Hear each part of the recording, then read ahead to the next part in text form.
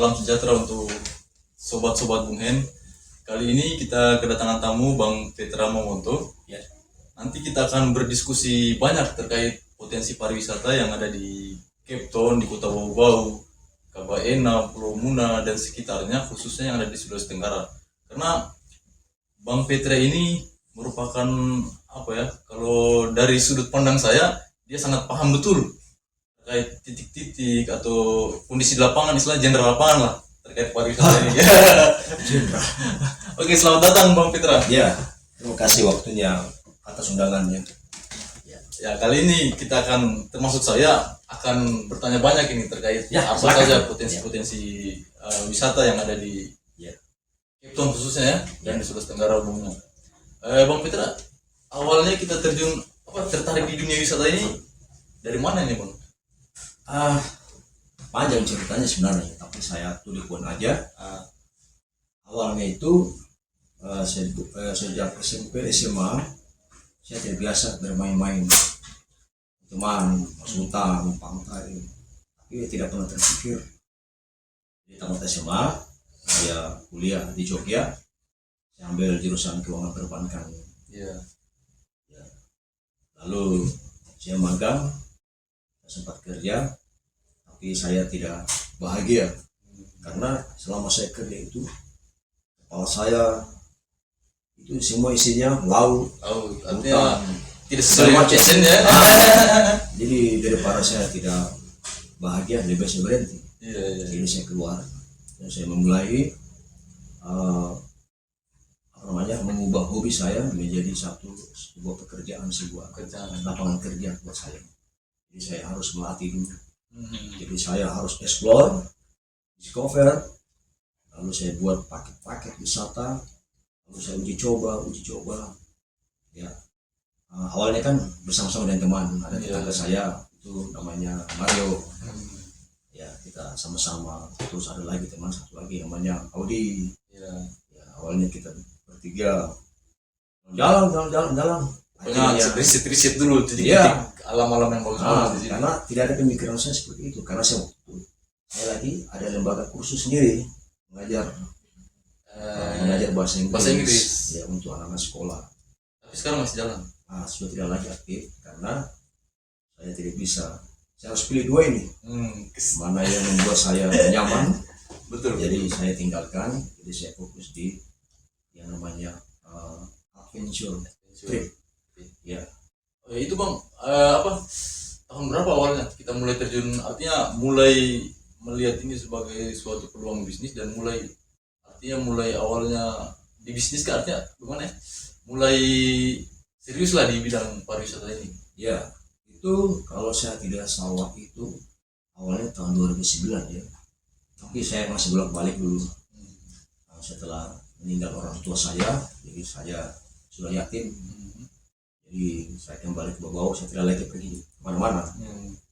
Lalu saya dan bersama teman itu antara tahun 2010 dengan 2011 saya mulai ya main-main, hobi jelajah hutan, pantai dan beberapa goa. Kemudian masih ada yang memang yang akhirnya bertambah hasil temuan. Ya, hasil riset. Ya, hasil discovery ini ya. Ya. Berarti Bang, potensi banyak sebenarnya titik-titik. Banyak. Ya. Karena kalau yang awam masyarakat yang awam termasuk saya paling tahunya hanya Nirwana, Ya, itu terus wisata budaya, Benji umum, Keraton, ya. terus ya paling seputar pantai. Ya. Tapi Tirta Rimba. Tirta Rimba, tapi Ya. banyak memang sebenarnya Bang. Ya. Terus tamu pertama yang datang, maksudnya tamunya kliennya Bang Petra ini yang pertama kali datang itu ceritanya bagaimana pengalaman pertama? Awalnya itu kalau saya tidak salah habis 2011 2012 saya ke Labuan Bajo, Flores, ya. Ya, ada teman panggil. Lalu saya menginap di satu penginapan. Tetangga penginapan saya ini 3 orang dari Swiss. Ya, cewek semua. Boleh. Boleh. Ya. Jadi mereka tanya saya, bikin apa di sini? karena pakai bahasa Inggris. Ya. Saya bilang saya mau ketemu teman, janjian mau lihat dari Labuan Bajo sampai Maumere. Tidak lama berubah, saya kenal mereka, jadi saya dipanggil untuk mendampingi mereka sama-sama trip. Oh, disuruh temani. Iya, Tamu-tamu orang ini. dia keliling. Sambil keliling saya bercerita tentang Buton.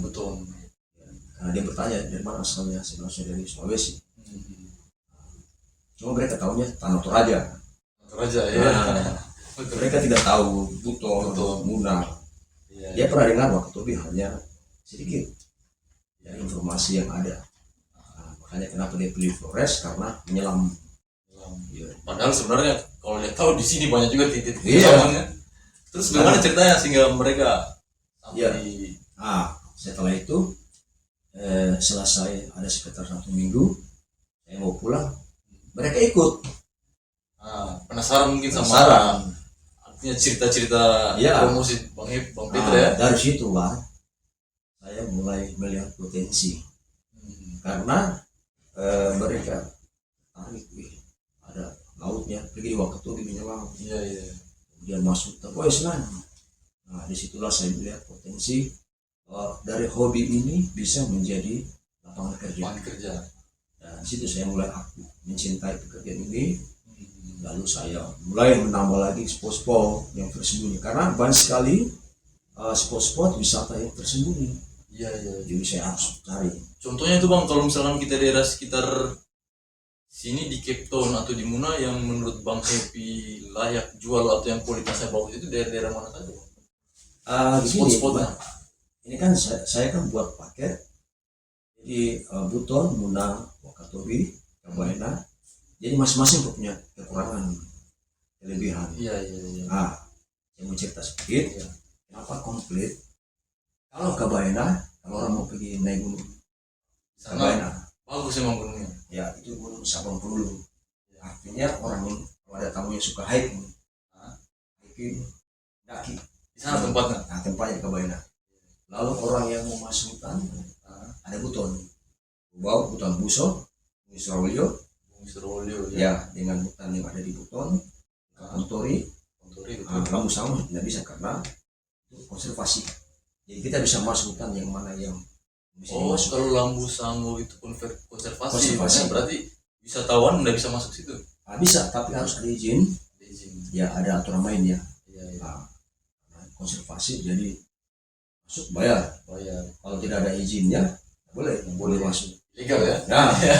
Jadi saya pilih hutan-hutan mana yang bisa dimasuk. Kalau misalnya mau melihat Laguna ini luar biasa sekali karena ada lebih 100 lokasi Laguna tanpa orang melihat bisa menyelam. Bukan menyelam, berenang. Laguna itu air yang tersembunyi di balik lautnya itu, di balik pulau, ada pulau air laut sana, ada air yang tersembunyi. Laguna namanya. Dan memang di sini banyak Bang ya. Di Muna. Di Muna. Kemudian untuk masuk pantai-pantai itu ada di Buton Tengah. Jadi saya bagi. Terus untuk diving saya bagi Wakatobi. Makanya komplit yang disukai karena adventure. Dari atas gunung Artinya satu paket semua itu. Satu paket. Jadi misalkan ada wisatawan mau jalan-jalan ke sini, berarti tinggal melihat paket-paket itu. Ceritanya bagaimana Bang? Apakah Bang Petra sudah membuat travel agent atau memang promosi? Awalnya belum. Saya masih promosi dulu karena tidak mudah.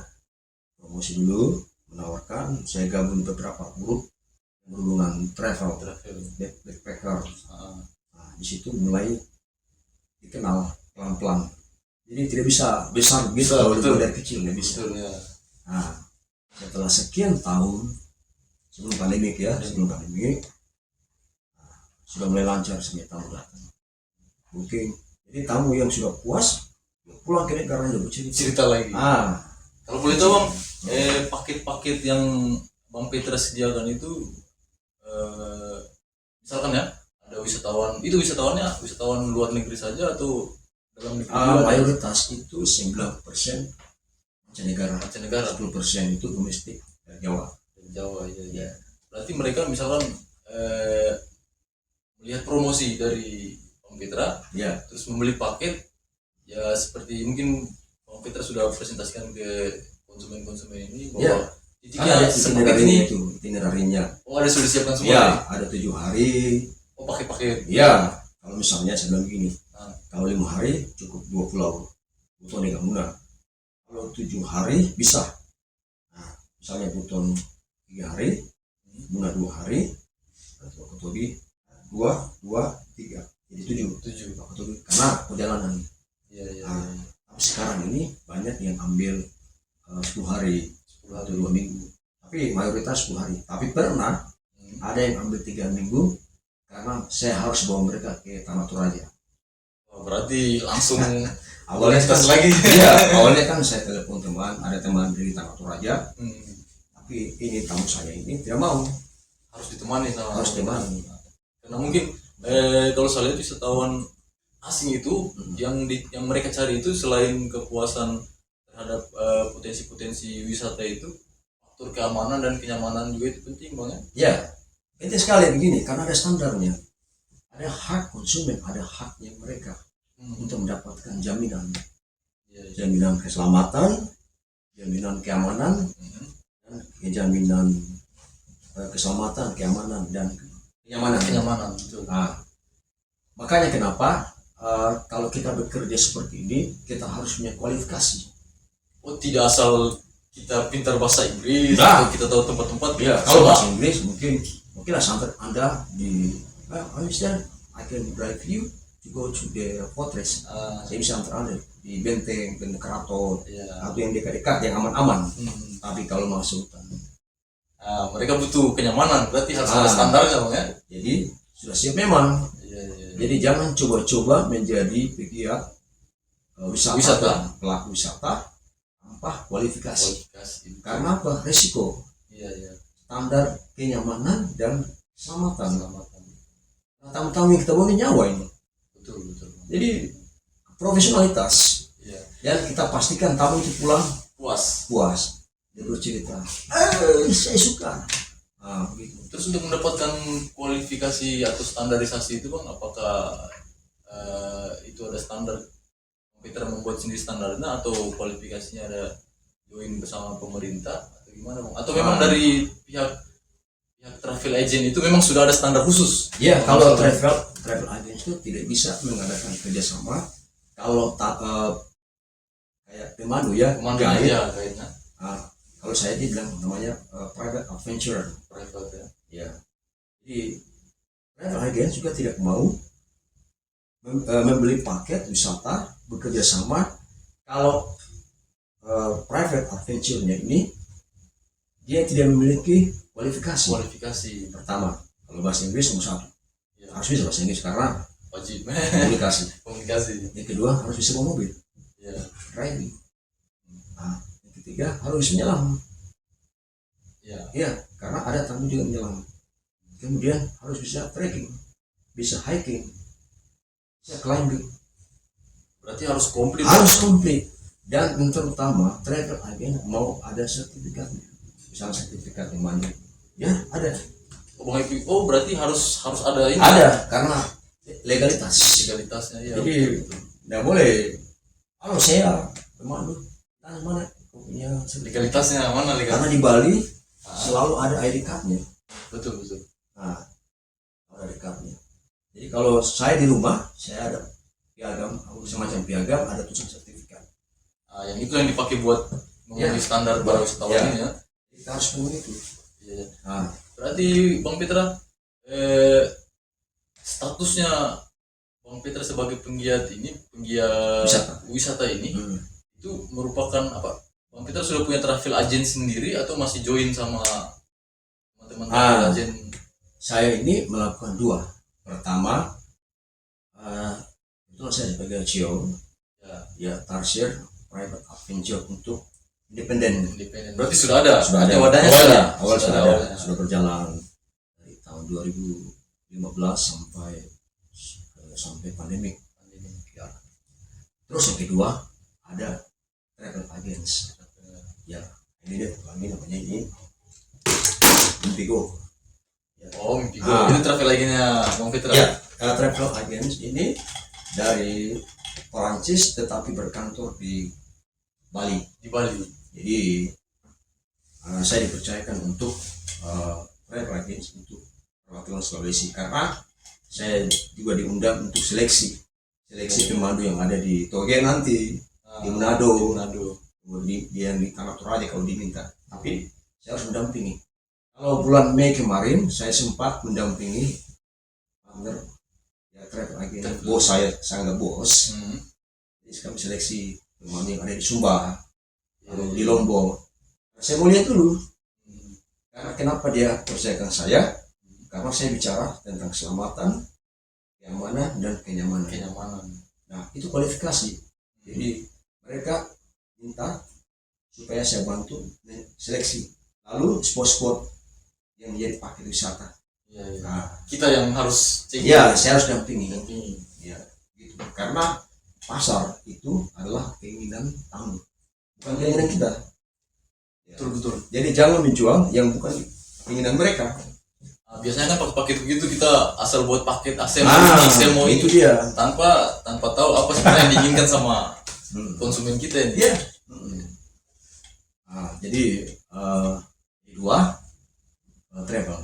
Ada juga beberapa, makanya saya hanya bilang saya akan merekrut beberapa staff karena hampir semua mereka travel saya ini meminta tambahan karena ternyata tamu-tamu ini melebihi kuota booking pesanan.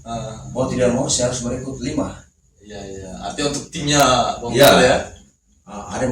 Ada sedikit simalakama karena rumit juga kalau lokal kita karena kepercayaan apakah dia bisa menjaga spot-spot yang saya ceritakan nanti dia buat tamunya yang sampai tidak ada tamu dia pergi yang undang temannya keluarganya terus keluarganya temannya cerita hancur lokasi. Betul, karena kebanyakan fenomena sekarang yang suka teman-teman yang suka berwisata atau berkemah atau masuk hutan biasanya sampah macam-macam. Titik-titik wisata itu kayak gitu, hanya tahu didatangi ya, mau senang-senang apa semua nikmati keindahan alam tanpa memperdulikan itu sampahnya, lingkungannya, coret nama akhirnya buang plastik, minum plastik. Makanya saya ini selalu saya anjurkan tamu-tamu saya sediakan galon. Ya di travel agent ini ya sediakan botol ini. Jadi tamu-tamu datang tidak boleh membawa air mineral botol, tidak boleh. Kita sediakan, hanya saya sediakan galon untuk ditumpah. Isi ulang. Kita edukasi. Iya. Tamu-tamu senang. Karena percuma kita promosi wisata kalau lingkungan rusak, sampah, malu kita. Nah itu dia. Jadi ada standar kenyamanan, itu namanya kenyamanan. Tamu datang, wih pantai bagus sekali. Pas dia dekat, banyak kotoran.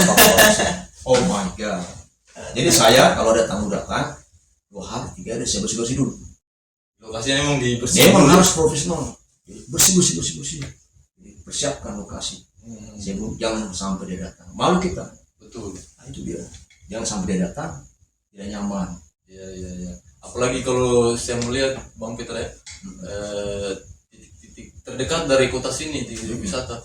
Itu kalau kita perhatikan sampahnya, pasti memprihatinkan ya. Itu kalau menurut Bang Petra sendiri cara edukasinya ke masyarakat itu bagaimana itu kira-kira? Nah ini dia pekerjaan besar buat kita. Saya ini kan kita kan ada pemerintah. Ya. Jadi ada DPR yang membuat peraturan itu. Hanya masalahnya belum ada sanksi. Jadi biarpun edukasi apapun, larangan buang ikan, sampah plastik yang dibuang ke laut atau segala macam. Tapi kalau tidak ada sanksi, perda regulasi yang mengatur itu, tidak ada efek jerahnya. Sama saja bohong, tidak Tidak akan kita buang kata-kata. Meeting, ayo yang buang sampah. Ya betul. Harus ada efek jerah, sanksi. Berarti untuk merawat spot-spot wisata budaya itu bukan hanya tanggung jawab ini ya, Tanggung jawab kita. Penggiat itu tanggung jawab bersama semua. Semua. Pemerintah bagaimana caranya? Karena pemerintah sebagai otoritas tertinggi memastikan, karena dia berita kan yang mau itu pariwisata daerah Di daerahnya itu bagus. bagus bersih, makanya kalau mau bersih ayo Jalan bareng semua. ya, Ya. begitu. Iya, iya, Nah, iya. tapi ada beberapa teman yang peduli, seperti teman saya Yunan, yaitu bosnya Trasio, bersih-bersih. Hanya cuma itu sekali ada namanya sanksi, buat aturan yang buat sampah, sanksinya apa, denda berapa kalau masih melanggar, ya penjara pidana. Ya, itu mungkin masukan juga, artinya Bang Peter harus Ya, harus juga ke pemerintah ya. Ya, saya berharap pemerintah bisa dengar ini impian kita ini, Ya, karena betul. kita ini bekerja malu-malu, mau tidak mau tamu sebelum tamu datang harus bersih Harus standby semuanya, harus bersih ya, siapkan semuanya. namanya kita menjual spot wisata ya. Iya. Jadi tidak boleh ini juga jangan sampai mengecewakan, tidak 2 kali kan. Ya, makanya kenapa saya lebih pilih spot-spot wisata yang belum tersentuh. Dan itu banyak Bang di daerah Banyak. kita ini. Jadi saya jarang bawa tamu di Pantai Nirwana karena pengalaman. Jadi saya bawa tamu di Pantai Nirwana. Mereka bilang, wah, bagus sekali. Ya. Bagusnya berwarna, jadi putih, hijau, biru, hitam. Jadi ada berapa 4 warna. 4 warna. Tapi ditutup oleh, jadi objek wisatanya tertutup oleh gazebo. Jadi Ya. kesannya kumuh. Mungkin menurut mereka buat duduk loh. Namanya berlibur dekat dengan alam. Ya, ya. Jadi jangan pernah menawarkan satu destinasi spot-spot wisata menutup objeknya.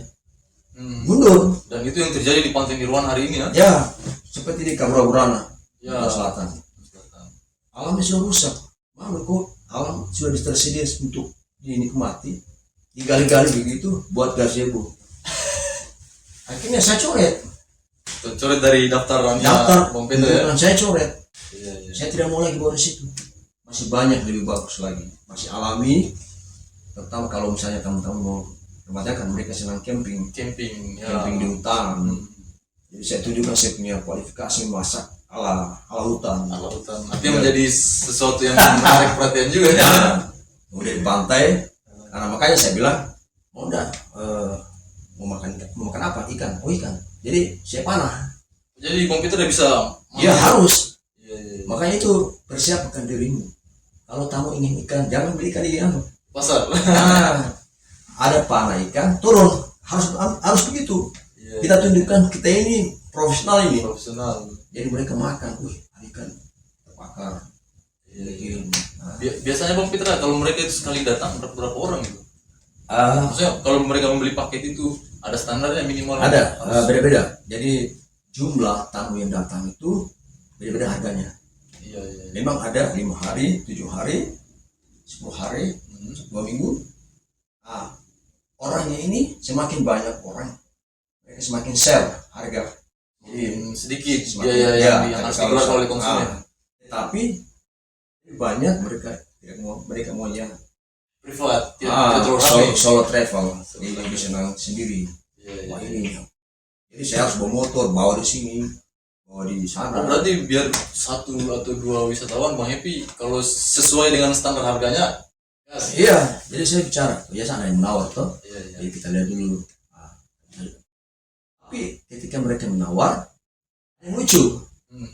Setelah misalnya Ada pengalaman ceritanya. Iya. Nah, setelah dia bilang, Petra, ya saya bisa tawar dah dari harga misalnya 1 minggu, harga 15 juta saya tawar 13 umpama. Oke, boleh. Ada masalah karena saya bilang gini, saya lebih penting friendship, Iya, iya. persahabatan ketimbang harga, Iya. ketimbang bisa apa spot-spot yang saya tawarkan. Kamu datang sini, kamu jadi keluarga saya. Iya. Sudah senang. Jadi pas sudah selesai, dia bilang begini, Petra, lain kali jangan jual murah. Saya Terbalik. bilang, kenapa? Dia bilang, dia punya adventure ini mahal. Iya, iya. Dan kita ini puas bisa bermain. Kamu jaga saya, kamu bawa saya saya snorkeling, kau dampingi, saya menyelam, dampingi. Kamu ajarkan saya bagaimana mencintai alam, main-main di hutan, main Tarzan, lompat-lompat. Jadi kepuasan. ya, Karena biasanya bang, kalau menurut saya biasanya itu kalau orang-orang bule untuk suatu kepuasan itu mereka tidak pedulikan harganya berapa. Beda dengan kita yang awalnya begini kan. Tapi setelah mereka merasakan sendiri, mereka bilang, kan Petra, tambahnya, no, tipe-tipenya sudah sesuai harga. Jangan Petra, no, every tambahan ada yang tambah 3 juta, ada yang tambah 4, itu sebelum pandemi. Tapi dampaknya bang, setelah masa pandemi ini itu dampaknya terhadap banyak. Bang Petra sendiri yang rasakan gimana bang?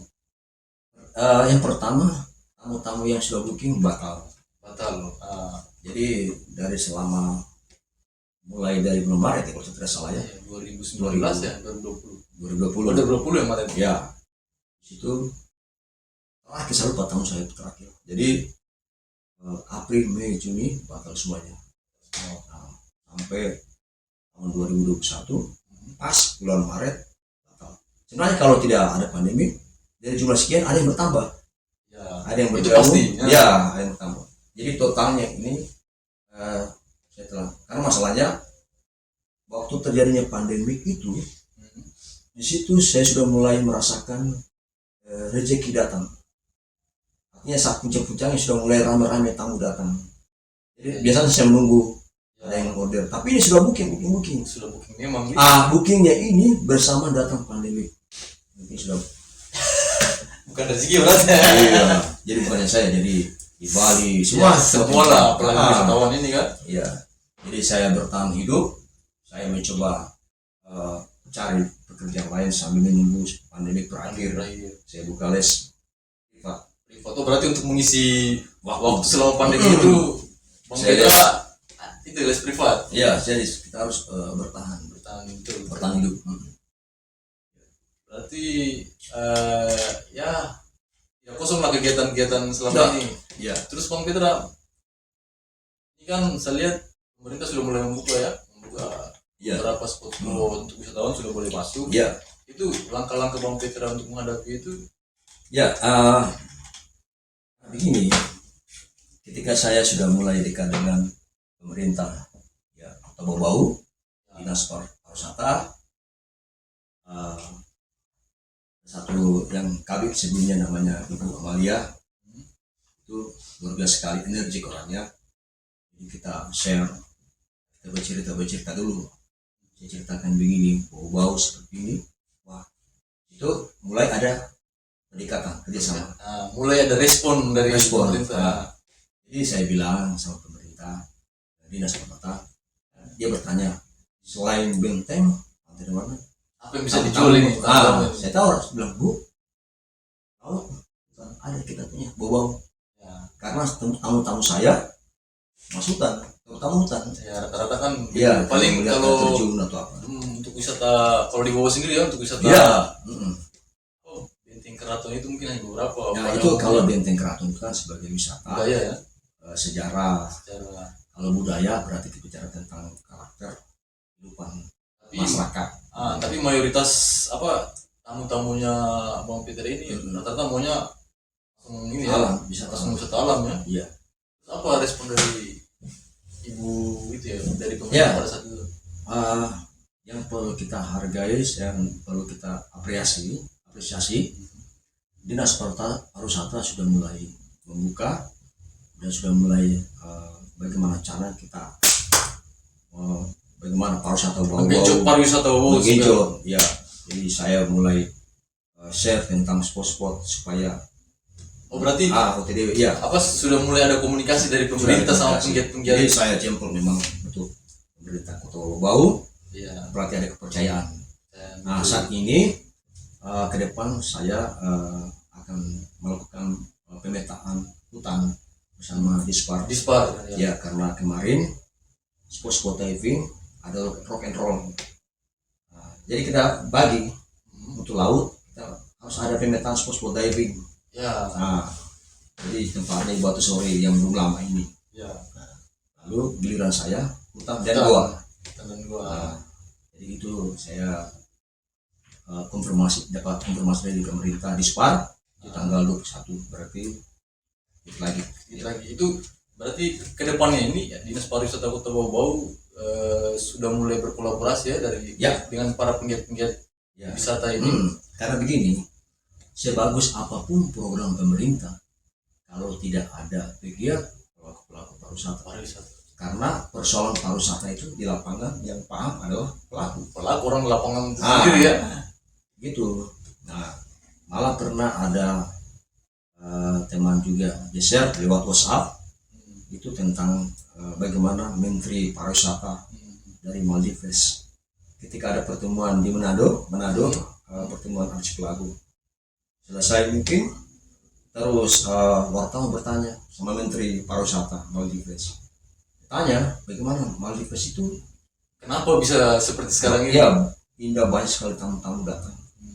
Harganya juga ya luar biasa mahal. Nah, jawabannya luar biasa. Dia jawab begini, kami pemerintah Maldives tidak bikin program, tapi kami menampung saran masukan dari pelaku-pelaku kemana pasar itu, biarkan dia mengalir. Iya. Nah, pasar itu harus mengalir, jangan dipaksa, jangan dibuat program tidak sesuai dengan pasar. Nah, itu yang pertama. Terus yang kedua, jadi kalau tamu-tamu datang di bandara ada kertas tamu-tamu baca. Jadi kalau datang, pertama jangan buang sampah, macam-macam aturan tanda tangan. Kalau melanggar ada hukumannya. Ada hukumannya buat wisatawan. Karena komitmen bersama supaya, makanya Maldives itu bersih luar biasa. Ya, mungkin ada juga yang sembunyi kotor seperti bau atau gimana. Tapi pada umumnya bersih lah. Ya, artinya pasar pariwisata itu biarkan alami mengalir.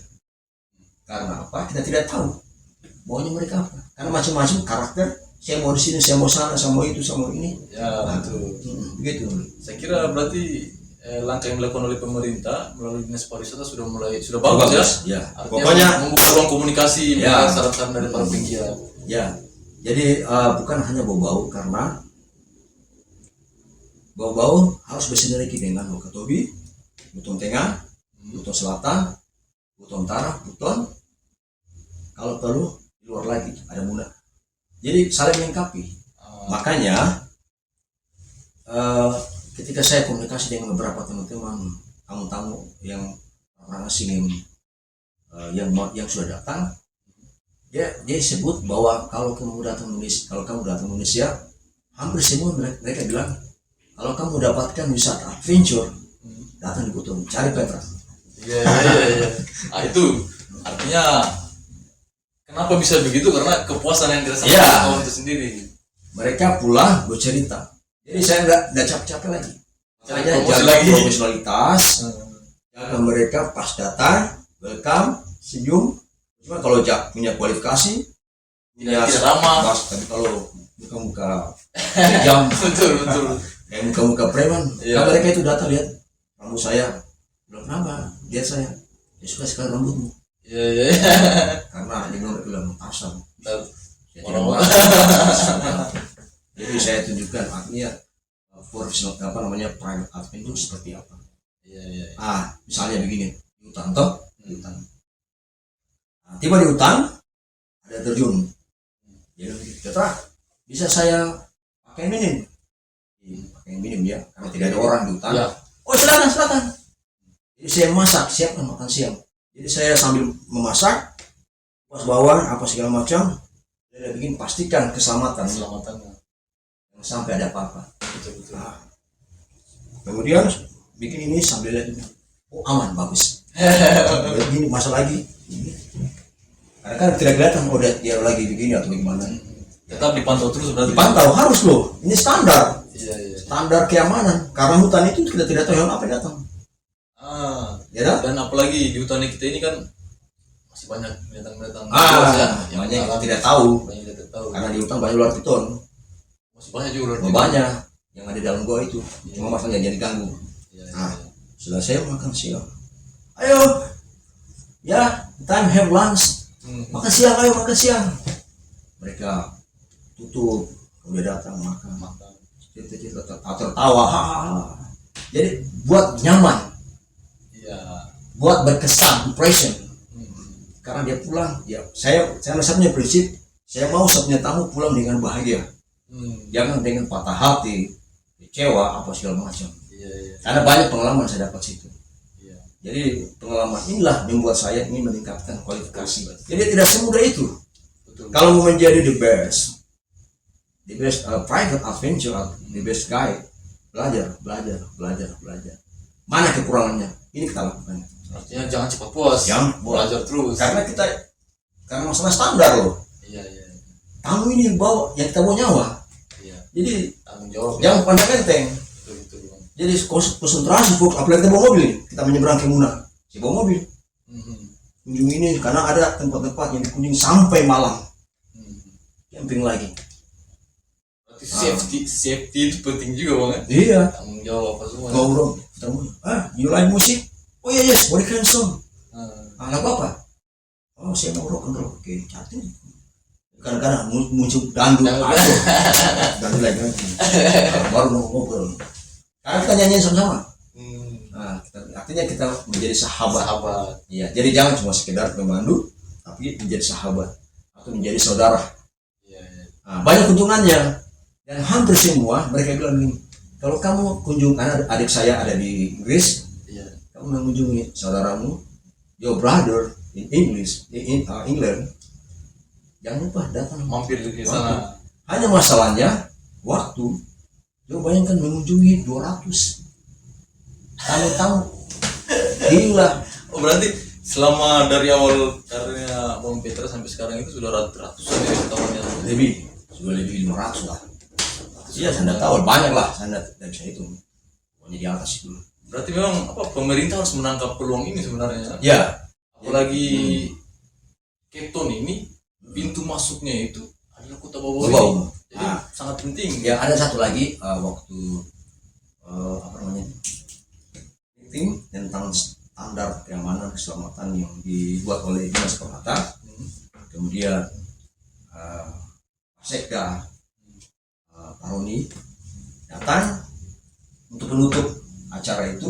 Dia berbicara tentang bahwa dia bilang insya Allah penerbangan dari Jakarta bahwa tanpa transit ke Makassar. Ini bagus. Artinya ada peluang kita minta penerbangan dari pasar Bau tanpa berhenti lagi ke Makassar. Saya jempol untuk pemerintah Kota Bau. Ya itu dia. Karena sudah ada tanda-tanda untuk memperpanjang bandara.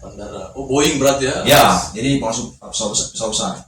Nah, kita doakan masyarakat Bau, kita doakan bahwa itu insya Allah tercapai. Ya, itu mimpi kita semuanya.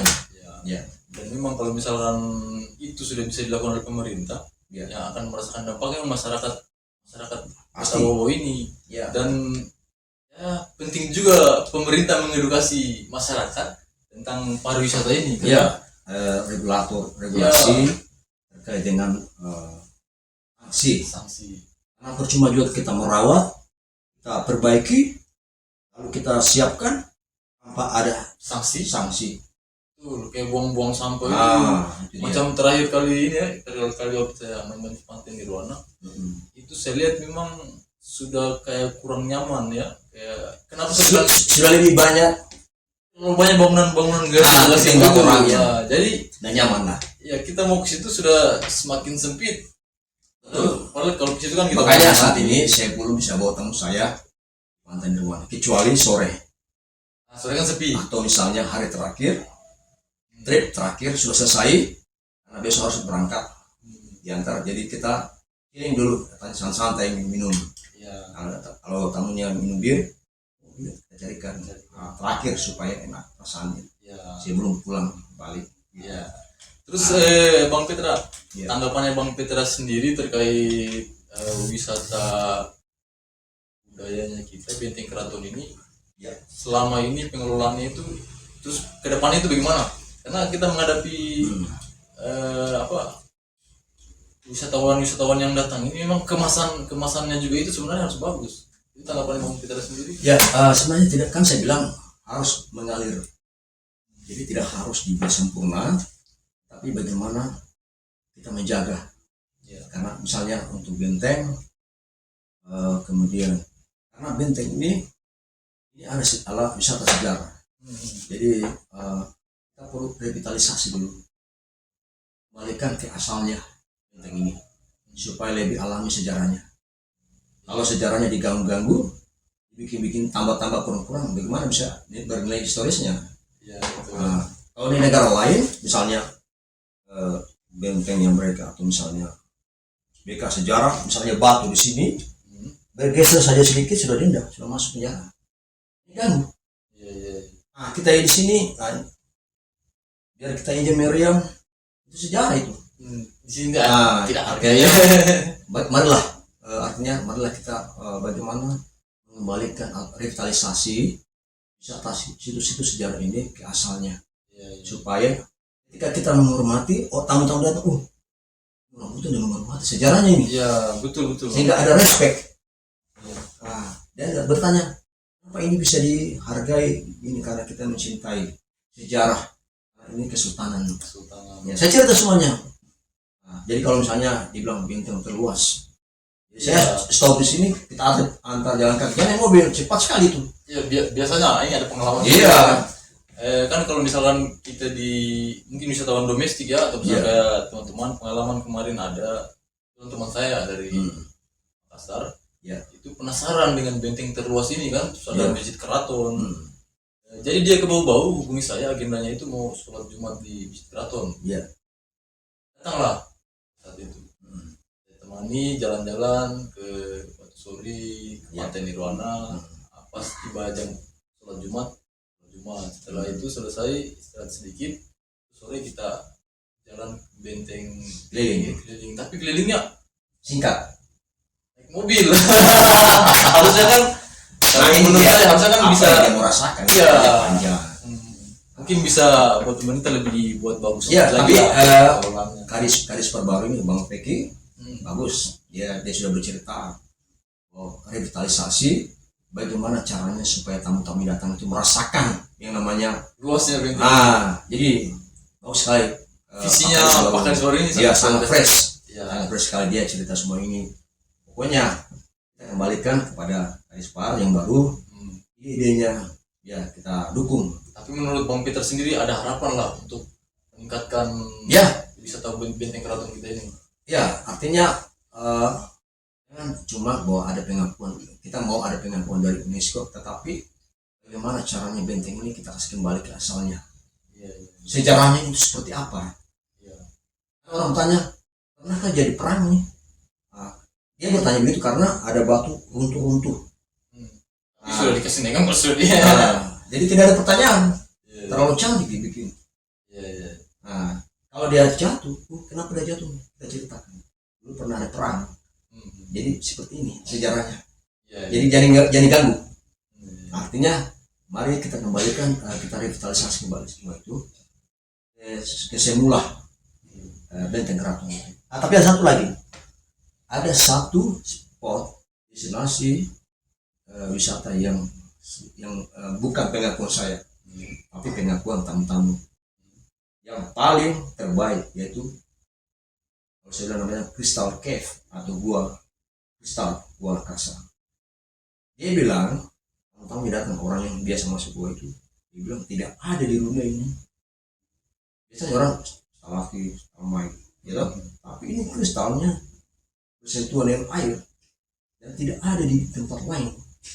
Cuma satu-satunya di bawah. Inilah keunggulannya, bau-bau. Ya, jadi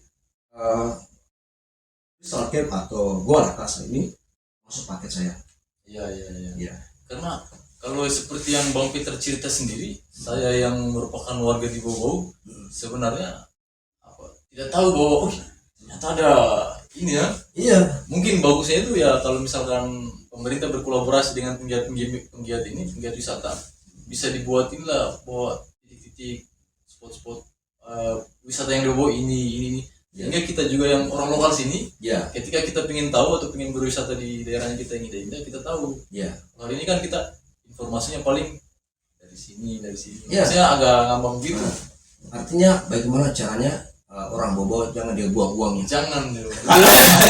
Tapi pemerintah sudah mulai patuh sorry kan. Sudah mulai dibenahi semua. Jadi kalau misalnya hari Minggu, jadi orang yang bawa kerja sudah capek lelah, mereka holiday berlibur, ada yang pergi di Batu Sori, ya biasanya kan Pantai Ruana.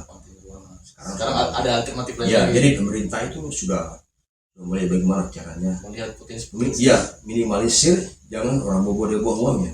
Iya.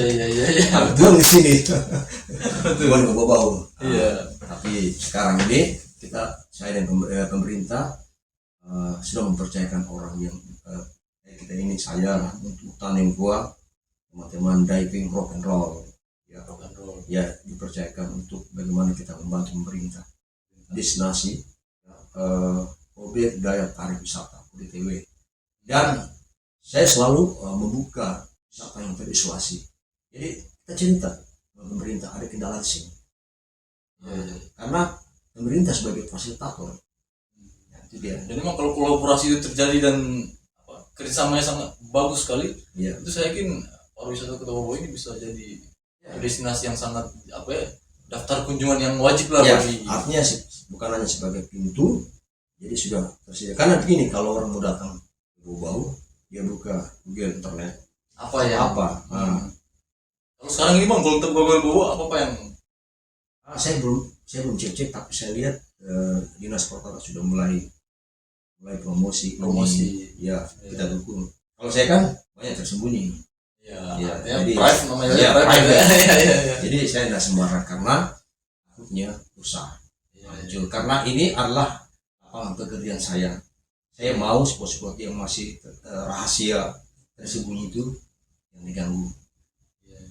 Ada umum, ada untuk umum, ada untuk private, beda-beda. Jadi bukan hanya bau, butuh selatan, butuh tengah, dan Muna. Dan memang ternyata kalau saya lihat dari paparannya Bang Petra tadi, dari Cape Town ini sebenarnya sangat banyak ya spot-spot. Banyak. Dan spot. Jujur saja kalau saya lihat peta, kemudian saya zoom, mungkin sekitar 20% lah saya baru, sisanya ini masih tersembunyi. Yang kita eksplor ini dari seluruh potensi yang menurut Bang Petra ini baru sekitar 20% yang. Ya, makanya jujur saya memang ada kendala, karena kalau saya masuk ke lokasi masalah waktu, memang saya harus beli drone untuk membantu pekerjaan saya mengamati ini apa yang tersembunyi di situ. Tanpa harus kita lagi panjat-panjat masuk. Ya, tentu saja kalau antara drone dengan saya beda rasanya. Pasti. Beda. Kalau saya turun jelajah sendiri dengan teman-teman, saya bisa lihat efek atensi terasa. Tapi kalau drone kan cuma begini-gini. Orang cuma lihat begini. Makanya saya lebih suka bawa tamu, bagaimana mereka dekat dengan alam, bersentuhan. Jadi begitu. Berarti Bang Petra, harapannya Bang Petra sendiri, kalau menurut saya simak tadi kan sudah mulai ada sharing, mulai ada kolaborasi dengan pemerintah ya. Itu harapannya Bang Petra sendiri untuk jangka pendeknya setelah pandemi ini yang dilakukan pemerintah sama teman-teman penggiat kayak Bang Petra ini untuk melakukan akselerasi. Kalau menurut saya harus akselerasi, tidak boleh kita lambat ya. Itu harapannya Bang Petra sendiri apa itu? Harapan saya ini bukan saya sendiri, tapi saya mewakili teman-teman. Ya, mewakili teman-teman. Sekarang ini kita berterima kasih kepada Bapak Presiden karena sudah mulai membuka pintu penerbangan. Jadi pelan-pelan, step by step, karena pandemi ini. Karena Presiden sudah sadar, tahu, melihat bahwa yang paling dampak paling besar pandemi adalah pariwisata. Betul. Ya. Jadi mari kita ikut protokol, ya, karena kita pelan-pelan. Kita berharap tamu-tamu bukan hanya mancanegara, domestik juga. Harapan itu kalau kita mau menawarkan menjual destinasi, yang pertama persiapkan dulu apakah lingkungannya bagus, apakah pantai kita sudah bersih, infrastruktur pendukungnya lengkap atau belum. Ini dan satu lagi pesan, jangan mempromosikan satu spot yang kelihatannya penuh editan. Maksudnya Bang? Karena kalau dilihat, karena pengalaman. Video-video ini promosi. Ya. Karena pengalaman ada tamu saya dari Prancis 4 orang, saya sudah siapkan paketnya ini. Nah, ketika kita mau menyeberang ke Pulau Muna, Buton Tengah, dia bertanya, Petra, apa tidak boleh di sini? Gimana? Coba saya lihat. Aduh, cantiknya ini pantai ini. Padahal tidak sesuai ini sebenarnya. Jadi hati-hati, promosi bisa menipu. Jangan sekali-sekali menggunakan promosi menipu. Jujur, kita harus jujur. Harus perbaiki. Jangan cuma edukasi cantik begini. Pantainya, padahal saya sendiri melihat itu banyak sampah, rusak apa semua. Dia bilang, oh Ustaz, ini saya tidak mau sini karena sama dengan Mbak. Tidak percaya, oh kalau gitu saya antar. Dari lokasi, ya saya tidak mau sebut namanya, nanti apa, nanti tersinggung lah. Tersinggung daerahnya. Jadi yang jelas ini ya sama foto dengan fakta. Promosi di foto sama fakta. Iya. Jadi makanya jujurlah. Nah, jujurlah. Iya. Nah, jadi pas saya bawa ke sana, sana ini kan bahasa Inggris. Oh ya, apa bedanya? Cerita. Banyak sekali mereka posting bikin indah-indah jadikan. Ya, makanya saja. Itulah. Tidak sampai 5 menit. Oke. Itu. Mereka lebih oke Petra, saya percaya kamu. I trust you. Bawa kami ke sana. Apa yang membuat kami senang? Maka disitulah saya bermain. Mulai saya tunjukkan sama kemampuan skillnya. Ya, awal ini sana, Muna, balik lagi camping malam. Saya ke Bau, malam lagi. Saya rutenya jadwalnya ke waktu malam. Kadang kalau tidak ada kita ke Salimu atau di Kamaru, Ferry. Nah, biasanya kan dari Botomia. Karena ada tamu yang waktu itu memang baik. Ya, karena kalau untuk di nasional sendiri ya domestik itu kalau kita bicara pariwisata yang dikenal di Sulawesi Tenggara itu hanya Wakatobi. Ya. Branding ya. Itu mungkin menjadi tugas pemerintah kita juga bagaimana supaya bentengnya kita ini dikelola sedemikian rupa sehingga bisa setara. Ya tidak juga gini. Memang ada pemikiran seperti itu, bagaimana caranya daerah lain seperti Wakatobi. Nah, jangan. Kita harus ubah kita punya mindset. Wakatobi itu dia cuma bilang nama. Tidak semua orang itu datang ke Wakatobi itu menyelam. Dia mau cari hutan di mana? Ada hutan. Mau cari gua di mana? Hutan Tengah. Mau cari laguna? Ada di Muna. Mau cari gunung? Ada di Kabayana. Jadi kita juga berterima kasih kepada Pak Gua karena dia sudah membesarkan Wakatobi. Branding, hanya kita harus jujur. Berapa sih yang datang ke Wakatobi? Karena Wakatobi ini perlu bau-bau, perlu Buton Tengah, perlu Buton Selatan. Sinergi. Makanya saya bilang adventure harus komplit. Jadi saya tidak pernah bawa tamu, hanya waktu ada ke Buton. Ke depan ini bagaimana caranya Buton Utara karena jalannya rusak. Saya belum, artinya biarpun Buton Utara dia promosi, tapi kalau jalannya hancur berarti belum siap. Jangan kita membawa ke lokasi yang belum siap. Itu saran saya buat pemerintah. Jangan promosi ketika semua infrastruktur pintu jalan yang masih terisolasi masih belum siap. Iya, belum siap. Iya, karena kalau bule-bule ini biasanya domestik ini tidak mau tahu itu, taunya kesini waktu sekian hari ini harus maksimal. Terus Bang Petra, ada nggak pengalaman yang paling berkesan selama temani bule-bule ini? Kesannya seperti apa? Maksudnya yang tidak bisa dilupakan sama Bang Petra lah, misalkan kayak sangat mereka sudah keluarga sendiri atau mungkin ada kejadian lucu yang satu yang saya dengar, Petra, I'm coming, saya datang lagi. Itu yang belum puas karena 10 hari trip itu tidak cukup. Kadang ada yang sampai 4 kali datang. Satu orang hanya karena kalau misalnya saya explore dapat baru, dia bilang Petra baru lagi ya, wis saya bookingnya. Berarti di sana sudah artinya kesan mereka sudah anggap saya sebagai saudara. Kemudian kenapa mereka bilang Petra kalau kamu datang ke negara ini Belanda, misalnya Belanda atau Jerman, dari rumah ya, free, makanan free. Ya. Kamu datang sini, kamu bayar. Nah, mereka paham bahwa sistem keuangannya beda, tinggi sana, jadi komen. Ya. Nah, itu dia. Kalau saya mau berangkat kemarin, karena saya sudah ada paspor, tapi kan pandemi. Jadi saya nggak perlu beli tiket tanggung. Ya, artinya sudah dekat sekali ya, sudah dekat ini, tapi kayak keluarga sama. jadi kesannya yang paling mereka dapatkan adalah prinsip persahabatan. Dan itu kalau untuk bule-bule sana yang paling dihargai emang seperti yang mau kita tadi, Ya. kepercayaan itu memang sangat penting untuk Itu kita. dia. Karena pernah saya bawa di hutan, di kesleo kakinya. Saya ingin bayangkan kita trek 2 jam, angkat ini. Kita tunjukkan bagaimana kita peduli, rawat, kemudian bagaimana cara supaya bagus. Karena pernah karena murah itu ada satu saya karena salah tangga jadi saya cepat bergerak. Saya sudah siapkan, makanya kalau kita bawa tamu sudah siap memang 3K. Ya.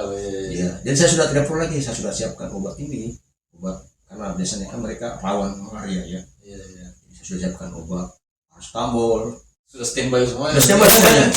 Kalau dia kesleo sudah ada. Namanya juga main bola ini pasti Ya. kita rasakan sendiri namanya kesleo itu. Itu. Nah itu dia.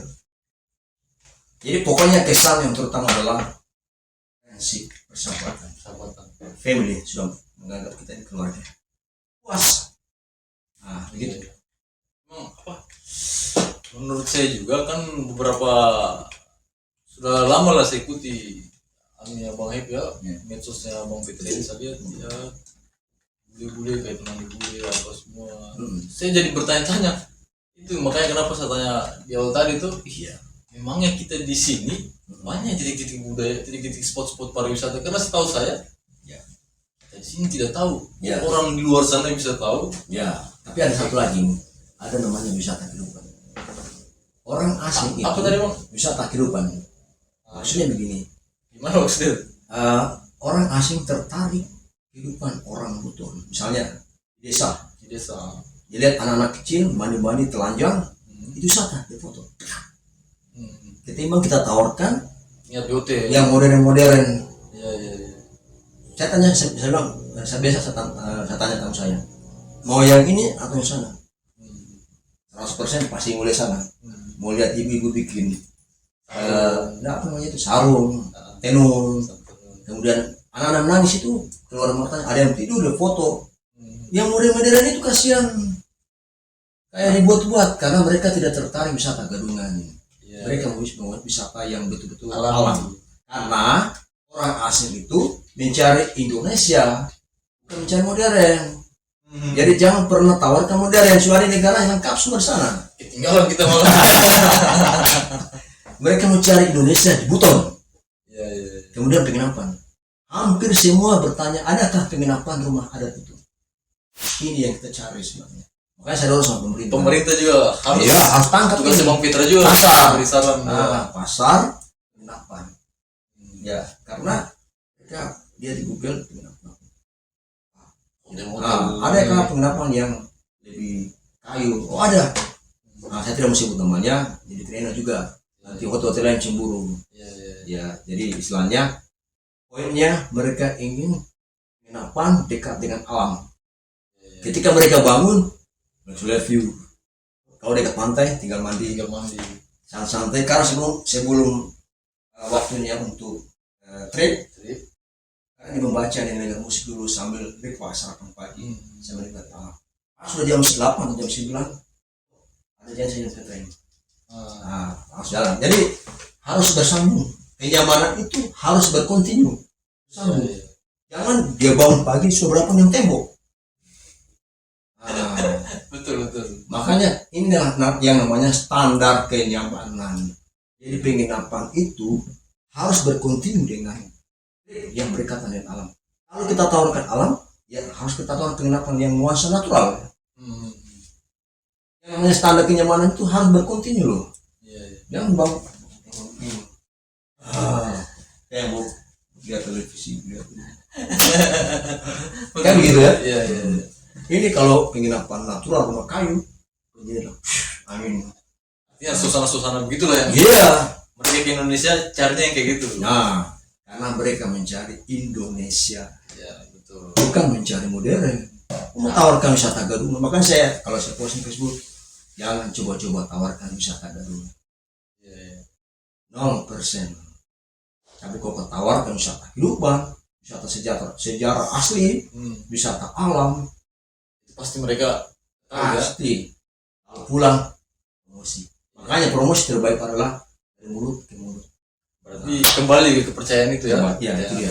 Terus Bang Petra, kalau misalkan tanggapan Bang Petra sendiri terkait apa eksplorasi hutan yang dilakukan mungkin oleh pengusaha-pengusaha jalan tambang. Nah, ini dia. Saya tidak bisa karena itu bukan bidang saya ya. Tapi saran saya pemerintah yang pernah ada tambang dalam hutan karena merusak keseimbangan. Karena bahan-bahan itu racun merkuri. Iya, iya. Jadi yang paling dampak itu adalah air minum. Jadi kalau diolah-olah, kemudian bahan-bahan merkuri, bahan tambang atau mineral yang sudah bercampur dengan galian itu mengalir ke kita punya air minum, makanya kanker itu ada di situ semuanya. Jadi bolehlah tambang, tapi jangan di hutan, karena itu kehidupan. Kita bikin tambang, kita menyebabkan kematian. Sumber airnya kita Sumber dari air kita hutan. situ. Jangan sampai anak cucu kita sudah meninggal, generasi keempat maki-maki kita ini. Maki pakai bahasa apa kak? Sampai kasih rusak, kita punya air minum ini penuh racun semua ini. Dia bilang jawabannya apa? Kita punya nenek moyang. Makanya sebelum terjadi jangka panjang, stop. Masih banyak yang bisa menghasilkan adik. Tidak harus karena tambang, kalau sudah ada hutan mungkin apa lagi? Apalagi ini Bang Petra, kalau saya lihat ya, hutan-hutan kita ini kan banyak hutan-hutan Iya. jati apa semua itu penebangan itu susah juga dihindari Ilegal sebenarnya. mungkin. Kalau Kalau berburu-buru hewan-hewan. ya Ini ya, makanya saya bilang di sini kita punya kelemahan. Kita memiliki hutan, saya pergi di Sumba, kecilnya hutannya, tapi kok tahu bayar 700. ya, ya. Hanya untuk melihat air terjun. Punya hutan penuh sama flora dan fauna. Air terjun lebih dari 100. Tidak ada regulasi di situ. Karena mereka peduli dan bisa menghasilkan uang. Dan memang kalau apa industri wisata ini kalau dikelola secara baik, saya rasa income-nya bisa sangat luar Pasti. biasa. Misalnya. Karena jangan dulu terlalu berharap seperti berjangan. Jangan jual Bali sini. Kan saya mau ke sini, mau tawar Bali, jangan dari Bali. Nah, tawarkan butuhan. Nah, jadi pelan-pelan. Karena wisata di Bali itu sudah lebih 35 tahun. Bisa seperti itu. Ini baru mau ini. Pelan. Tidak bisa instan Tidak juga bisa. pasti, Bang, ya. Tidak bisa. Jadi hargai, biarlah wisata itu mengalir seperti air. Nah, dari atas turun ke bawah, karena air tidak pernah naik ke atas. Iya, iya, iya. Kecuali kalau tenang bola mungkin. Oke, makasih Bang Petra. Ya, sama-sama. Itu tadi diskusi-diskusi kita sama Bang Petra, Ya. yang apa sangat mengetahui bagaimana titik spot-spot dan banyak spot-spot baru ternyata ya, dan Ya. bisa tahu apa wisata di Cape Town kita ini, khususnya bau-bau Buton, Muna, Wakatobi, banyak. itu memang sangat-sangat menjanjikan Bang Sangat. Petra ya. Dan itu memang sudah menjadi pasar. Ya, Ya, pasar minatnya tinggi. ya. Lewat apa? Lewat pengalaman mereka, promosi dan mulut ke mulut. Betul. Dan kita juga yang wisatawan lokal di sini, ya Jangan buang-buang jauh-jauh. kenapa kita harus pergi jauh kalau di daerahnya Mau kita? ke Sultan, oke, mari saya antar. Nanti kalau misalkan ada masyarakat yang ini, ada sobat-sobat yang mau berwisata, bisa hubungi Bang Petra langsung. Siap. Ya. Siap, komandan. Oke Bang, terima kasih banyak Ya, terima diskusinya kasih. ya. Ya. Oke, saya akhiri. Assalamualaikum warahmatullahi wabarakatuh. Waalaikumsalam warahmatullahi wabarakatuh. Oke, Bang.